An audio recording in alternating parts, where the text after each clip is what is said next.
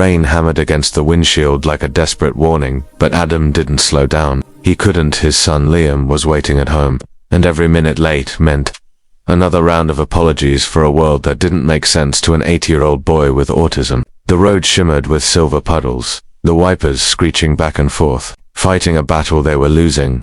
Then, suddenly, a blur of white stumbled into the beam of Adam's headlights. He slammed the brakes. The car skidded, the tires fighting for grip on the soaked asphalt. His heart thundered. For a moment, there was only the roar of rain. Then he saw her, a woman, dress torn, barefoot, soaking wet, standing in the middle of the road like she had nowhere else left to run. Adam's breath caught. Something in her eyes, wild fear mixed with unbearable sadness, felt like a scream that no sound could carry. He rolled down the window and leaned out into the downpour. Hey, are you okay? She flinched as if she expected the world to hit her again. Her voice trembled. Please, can you help me? Just anywhere that isn't here. Adam didn't know who she was. He didn't know what nightmare she was trying to escape, but he knew one thing. No one looked like that unless life had cornered them. Get in, he said softly. You're safe. And with those two words, both of their lives quietly shifted into a new path neither of them saw coming. Her hands shook as she pulled the passenger door shut. Water soaked into his old car seats instantly, but Adam didn't care. She hugged herself tightly, like she was trying to hold her pieces together. I'm Adam, he said gently. You hurt? Do you need a hospital?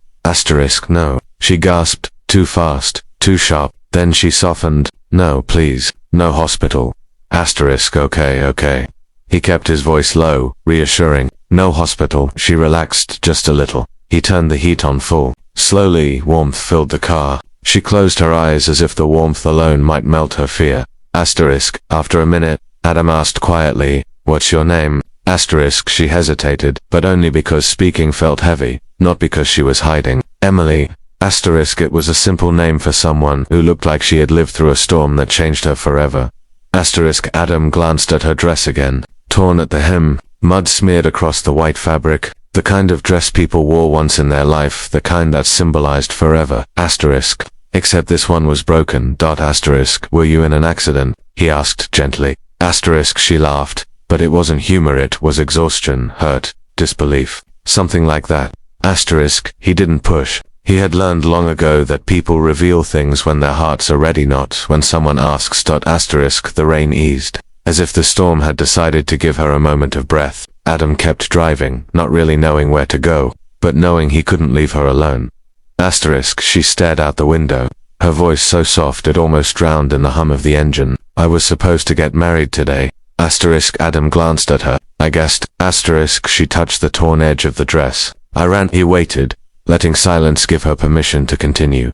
My fiancé, he's a millionaire, a powerful one. Everyone told me I was lucky. Everyone told me I'd be safe, adored, taken care of. Her chest rose with a shaky inhale. But money doesn't cover up a person's real nature. It just hides it long enough for you to get trapped. Adam felt a familiar sting, the kind he felt whenever he thought about his ex, who had walked away the moment life got too hard. Did he hurt you? Not physically. Emily looked at her trembling hands. Sometimes silence hurts worse. Control hurts worse. Expectations, they suffocate you until you don't recognize your own reflection. Adam stayed quiet. The world had too many people who knew that feeling. He made me sign prenups, behavioral agreements, even social guidelines. He told me I'd be protected, but he meant protected from myself. Her voice cracked. I couldn't breathe. And today. Today. She swallowed hard. I looked at him standing at the altar and realized he didn't love me. He owned me. Her eyes glistened with tears. So I ran. I didn't plan it. I just ran out of the back door, jumped a fence. I tore the dress, fell in mud, but I kept running. Adam exhaled slowly. You did the right thing. You don't even know me. I don't need to, Adam said. I just know you ran from something that broke you, and that takes strength, not explanation. And for the first time, Emily's eyes softened not with fear, but with something like relief. When they reached Adam's small house, Emily seemed unsure. I don't want to intrude. You're not, Adam said simply, and I'd rather you be somewhere warm than out there alone. He opened the door and called softly, Liam, I'm home. A small head peeked from behind the couch. The moment the boy saw a stranger, he retreated again.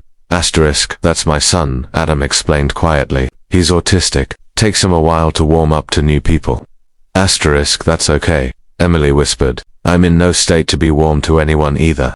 Adam smiled at that, gentle and understanding. He found an old hoodie and sweatpants for her, both too big, but clean and warm. When she came out of the bathroom wearing them, she looked smaller, softer, like a bird finally finding a branch strong enough to rest on. Asterisk, Liam peeked again, eyes curious. Emily crouched down slowly. Asterisk, hi, she whispered, not moving closer. I'm Emily. Asterisk, Liam blinked. His fingers tapped his thighs in a rhythmic pattern, his self-soothing habit. Asterisk, to Adam's surprise, he didn't run. He just observed her with big, quiet eyes. That was more acceptance than most strangers got. Emily smiled, and something in that smile made the little boy step half an inch closer. Asterisk, kids always saw things adults missed. Adam heated some soup while Emily sat on the couch, hugging a pillow like it was the only thing keeping her from falling apart. Asterisk, you can stay here tonight, he said gently. No expectations, no questions. Asterisk, she nodded gratefully. Thank you, really. Asterisk, when he brought her the bowl of soup, her hands shook before she took it. I don't remember the last time someone did something for me without wanting something back. That's how it should be, Adam said.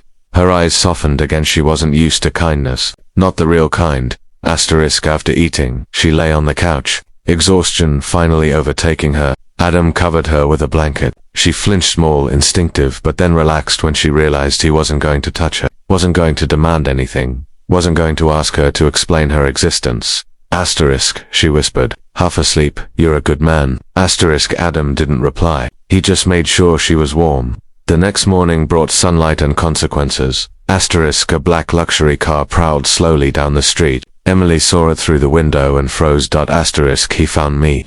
Asterisk, Adam stood beside her. Stay here, I'll handle it. Asterisk, the car stopped. The driver stepped out, clean suit, cold eyes. We're looking for Miss Emily Hart.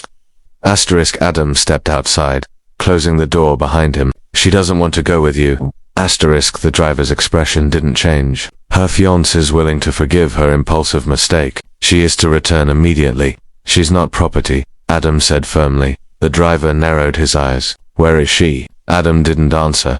The driver's jaw ticked. You don't know who you're dealing with. Mr. Rowan is a powerful man. Asterisk, powerful doesn't mean right. Asterisk, the driver stared at him for a long moment. Finally, he said, this conversation isn't over. He got into the car and drove away. Adam walked back inside to see Emily shaking. Asterisk, I'm sorry, she whispered. I didn't mean to bring danger to your home. Asterisk, you didn't, Adam said. He didn't seem that dangerous. Asterisk, he's not dangerous, Emily said. He's relentless. Asterisk, Adam looked at her, really looked at her. She wasn't scared of being taken. She was scared of losing the first freedom she had felt in years. Asterisk, I won't let them take you, he said.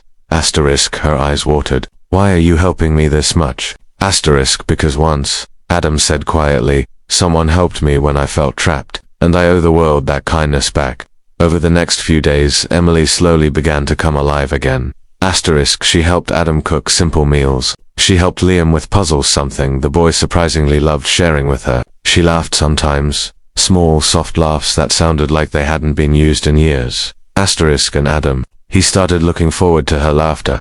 Asterisk, he didn't mean to. He didn't ask for it, but it settled into the quiet corners of his house like sunlight streaming through a dusty window. Asterisk, one evening, Emily sat on the porch with a blanket wrapped around her shoulders. Adam joined her with 2 cups of tea. Asterisk, where will you go? He asked gently. Asterisk, I don't know, she admitted. My family is complicated. My friends, well, they were more his friends than mine. Asterisk, so no one you can trust. Asterisk, she shook her head. No one but you. Adam's throat tightened. Then you don't have to go anywhere yet, he said softly.